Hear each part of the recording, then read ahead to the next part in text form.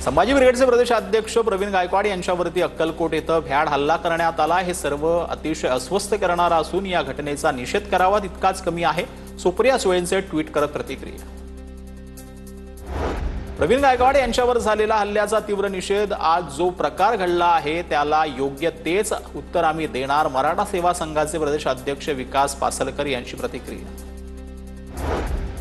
प्रवीण गायकवाड यांच्यावरती भ्याड हल्ला करण्यात आला। हल्ला करणाऱ्या दीपक काटेचा निषेध करावा तेवढा थोडाच। मराठा महासंघाच्या रेखा कोंडे यांची प्रतिक्रिया। देवेंद्र फडणवीस यांना विनंती आहे की अशा विघातक पोचलेल्या प्रवृत्तींना ताबडतोब आळा घातला गेला पाहिजे आणि अशा लोकांवरती कडकातली कडक कारवाई केली गेली पाहिजे।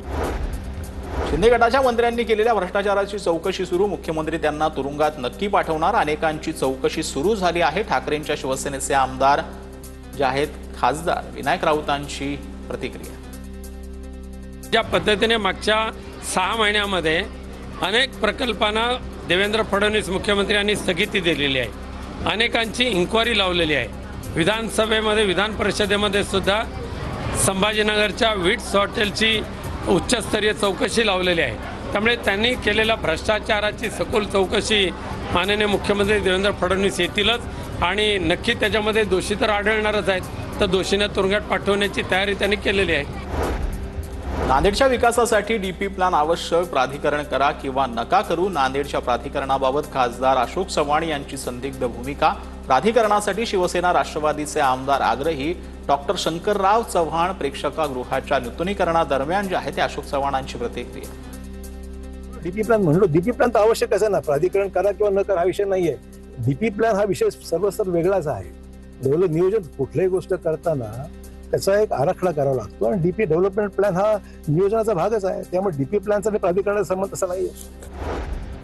बच्चू कडू यांच्या 7-12 कोरा यात्रेच्या 7व्या दिवशी 120 किलोमीटरचा टप्पा पूर्ण। पायी यात्रेचा आजचा शेवटचा मुक्काम यवतमाळच्या महागावातील गुंज गावात होणार, तर उद्या अंबोडमध्ये बच्चू कडूंची जाहीर सभा। जळगावात भाजपा शिवसेना ठाकरे गटाला मोठा धक्का देण्याच्या तयारीत। शिवसेना ठाकरे गटाचे 2 माजी महापौरांसह 13 नगरसेवक भाजपच्या वाटेवर।